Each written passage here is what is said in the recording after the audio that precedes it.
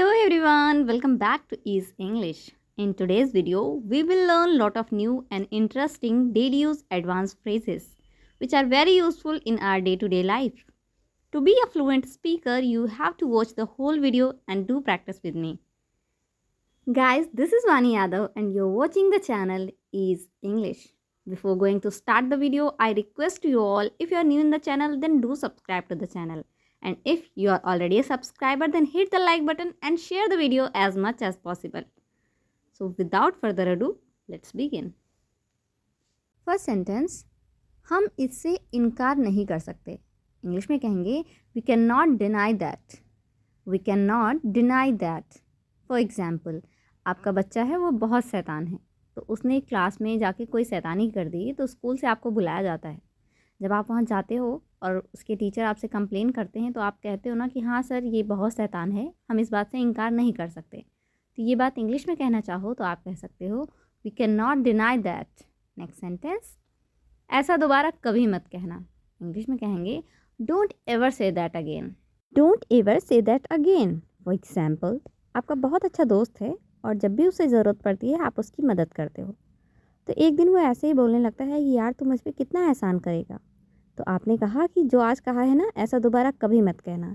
तो अगर आप ऐसा बोलना चाह रहे हो कि ऐसा दोबारा कभी मत कहना, आप इंग्लिश में कहिए don't ever say that again.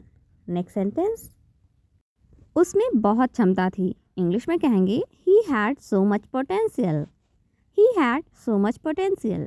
For example, आपकी फ्रेंड है वो स्पोर्ट्स में बहुत अच्छी है, लेकिन स्पोर्ट्स मीट होने से पहले ही उसकी तबीयत ख़राब हो जाती है, तो वो स्पोर्ट में पार्टिसिपेट नहीं कर पाती है. तो आप कहते हो यार मेरी फ्रेंड है वो स्पोर्ट्स में बहुत अच्छी है, उसमें बहुत क्षमता थी, लेकिन वो खेल ही नहीं पाई. तो अगर ये कहना है कि उसमें बहुत क्षमता थी, आप इंग्लिश में कहिए he had so much potential. Next sentence, आपने फिर से गड़बड़ कर दिया. इंग्लिश में कहेंगे you messed up again. You messed up again.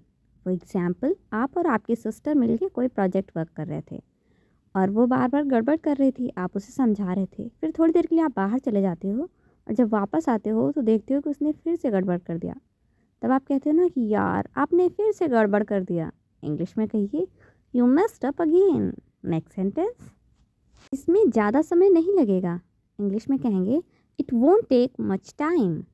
It won't take much time. For example, आप अपना कोई मोबाइल पे कोई वर्क कर रहे थे और आपकी फ्रेंड आई और बोली चलो यार मार्केट चलते हैं. आपने कहा थोड़ा वेट करो मैं ये काम कर लूँ फिर चलते हैं. तो उसने कहा कि रुक यार इसमें तो बहुत समय लगेगा, ऐसा करती हूँ मैं चलती हूँ. तो आपने कहा नहीं रुको इसमें ज़्यादा समय नहीं लगेगा. तो अगर ये कहना है कि इसमें ज़्यादा समय नहीं लगेगा, आप कहिए it won't take much time. Next sentence, हिलना बंद करो. इंग्लिश में कहेंगे stop wriggling. Stop wriggling. For example, आपका कोई स्टूडेंट है, आपने उसे पनिशमेंट दिया कि यहाँ पे चुपचाप ऐसे ही खड़े होना है, लेकिन वो क्या कर रहा है इधर से उधर मूव कर रहा है. तब आप कहते हो ना कि ये जो तुम कर रहे हो ना सीधे खड़े हो जाओ, हिलना बंद कर दो. तो अगर ये कहना है हिलना बंद करो, आप कहिए स्टॉप रिगलिंग. नेक्स्ट सेंटेंस, सीधे खड़े रहो. इंग्लिश में कहेंगे stand still. Stand still. For example, आपकी बहन आपके पास आती है और कहती है दी मेरी हेयर स्टाइल बना दो. तो आप कहते हो ठीक है मैं बनाती हूँ, तुम सीधे खड़े रहो. तो अगर आपको ये कहना है कि सीधे खड़े रहो तो आप कहिए stand still. Stand still. Next sentence, कहानियाँ मत बनाओ. इंग्लिश में कहेंगे don't cook up stories. Don't cook up stories. For example, आपने क्लास में होमवर्क दिया था और कुछ बच्चे जो है होमवर्क नहीं करके लाते हैं. तब आप उनसे रीज़न पूछते हो कि होमवर्क क्यों नहीं करके लाए, तो अजीब अजीब एक्सक्यूज़ेस देने लगते हैं. तब आप कहते हो ना कि अच्छा ये कहानियाँ बनाना बंद करो, कहानियाँ मत बनाओ, सही सही बात बताओ. तो अगर ऐसा कहना है कि कहानियाँ मत बनाओ, आप कहिए don't cook up stories. Next sentence, हाथ आगे करो. इंग्लिश में कहेंगे hold out your hands. Hold out your hands. For example, आप कहीं घूमने गए थे पिकनिक पे, तो वहाँ से आप अपनी सिस्टर के लिए कोई गिफ्ट लेके आए. जब गिफ्ट लेके आते हो और वो आते ही पूछती है कि मेरे लिए क्या लाए, तो आप कहते हो ना कि सरप्राइज़ है, आंखें बंद करो और हाथ आगे लाओ, हाथ आगे करो. तो अगर उसको कहना है हाथ आगे करो, आप कहिए hold out your hands. Next sentence, पैर मत हिलाओ. इंग्लिश में कहेंगे don't swing your leg, don't swing your leg. For example, आप घर पे हो, बेड पे बैठे हो और बैठ के पैर हिला रहे हो। कुछ लोगों की आदत भी होती है। तो आपको अगर कोई बड़ा देखता है कि आप पैर हिला रहे हो तो वो कहते हैं कि बेटा बेड पे बैठ के पैर नहीं हिलाना चाहिए। तो अगर वो आपको मना करते हैं कि पैर मत हिलाओ, वो इंग्लिश में कहना चाहें तो वो कह सकते हैं don't swing your leg. Next sentence, ये दादागिरी यहाँ नहीं चलेगी। इंग्लिश में कहेंगे this bossy attitude want work here, this bossy attitude want work here. For example, आपकी क्लास में कोई फ्रेंड है जो कि बहुत ज़्यादा एटीट्यूड में रहती है, हमेशा दूसरों को ऑर्डर्स देती रहती है। तो कई दिन तक आप सुन रहे थे, एक दिन आपको बुरा लग जाता है, आप उससे कहते हो कि ये जो तुम्हारी दादागिरी है ना, ये यहाँ नहीं चलेगी। इंग्लिश में कहना चाहो तो आप उसको कह सकते हो this bossy attitude won't work here. Next sentence, अगर अच्छा ना बोल सको तो चुप ही रहो। इंग्लिश में कहेंगे से वेल और बी क्वाइट, से वेल और बी क्वाइट। फॉर एग्जाम्पल, आपके ग्रुप में कोई ऐसी फ्रेंड है जो कितना ही अच्छा कुछ हो जाए, हमेशा वो कुछ ना कुछ नेगेटिव बोल ही देती है। तो अक्सर लोग उसको ये कह देते हैं कि अगर अच्छा नहीं बोल सकती तो प्लीज़ तुम चुप रहो। तो अगर ये बात इंग्लिश में कहना चाहते हो, आप कहिए से वेल और बी क्वाइट। नेक्स्ट सेंटेंस, सारा का सारा जोश ठंडा पड़ गया। इंग्लिश में कहेंगे all the enthusiasm get fizzled out, all the enthusiasm get fizzled out.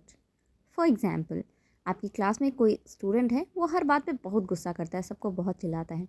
एक दिन वो ऐसे ही क्लास में किसी बच्चे को ज़ोर ज़ोर से बोल रहा था, तभी बगल से टीचर निकल गए। उन्होंने देख लिया और उसे बुला के बहुत डांटा। आप लोग बहुत खुश होते हो और कहते हो देख लिया, मज़ा आ गई, सारा का सारा जोश ठंडा पड़ गया। तो ये बात इंग्लिश में कहना चाहो, आप कहिए all the enthusiasm get fizzled out. Next sentence, ये तो होना ही था। इंग्लिश में कहेंगे it was bound to happen, it was bound to happen. For example, आपने एग्ज़ाम दिए और आपका रिज़ल्ट बहुत अच्छा आया। आप आके खुश होकर मम्मा को बताते हो, तो मम्मा कहती हैं कि ये तो होना ही था, तुमने इतनी मेहनत जो की थी। तो अगर उन्हें ये कहना है ये तो होना ही था, वो इंग्लिश में कह सकती हैं it was bound to happen. Next sentence, मैं तुम्हें और बर्दाश्त नहीं कर सकता। इंग्लिश में कहेंगे I can not stand you any more, I can't stand you any more. For example, आप और भाई एक ही रूम में हो और काफ़ी देर से साथ में काम कर रहे थे, सडनली आप दोनों में झगड़ा हो जाता है। तब आप उसको कहते हो कि तुम यहाँ से चुपचाप चले जाओ, मैं तुम्हें और बर्दाश्त नहीं कर सकता या फिर कर सकती। तो अगर ऐसा कहना है, आप इंग्लिश में कहिए get out of here, I can not stand you any more. Next sentence, वो तो बस बातों का शेर है। इंग्लिश में कहेंगे ही is just paper tiger, he is just paper tiger. For example, आपके ग्रुप में कोई ऐसा बच्चा है जो बहुत बोलता है, मतलब बहुत बड़ी बड़ी बातें करता है, लेकिन काम कुछ भी नहीं करता है। तो आप लोग उसके बारे में कहते हो ना, यार ये तो बस बातों का शेर है। तो अगर ऐसा कहना है, आप इंग्लिश में कहिए he is just paper tiger. Next sentence, तुम अपने काम से काम रखो।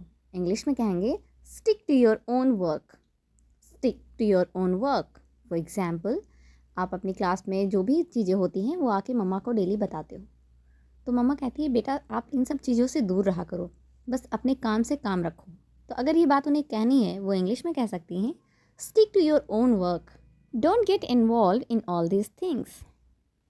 Alright guys, that's all for today. I hope आपने वीडियो को पूरा देखा होगा, वीडियो आपको बहुत इंटरेस्टिंग लगा होगा और कई सारे नए नए सेंटेंसेस आपने सीखे भी होंगे। वीडियो अच्छा लगा है तो प्लीज़ वीडियो को लाइक करें, ज़्यादा से ज़्यादा शेयर करें अपने फ्रेंड्स और फैमिली के साथ। और हाँ, चैनल पे पहली बार विजिट कर रहे हैं तो प्लीज़ चैनल को सब्सक्राइब करना बिल्कुल भी ना भूलें। मिलते हैं हमारे नेक्स्ट वीडियो में। Till then, bye bye.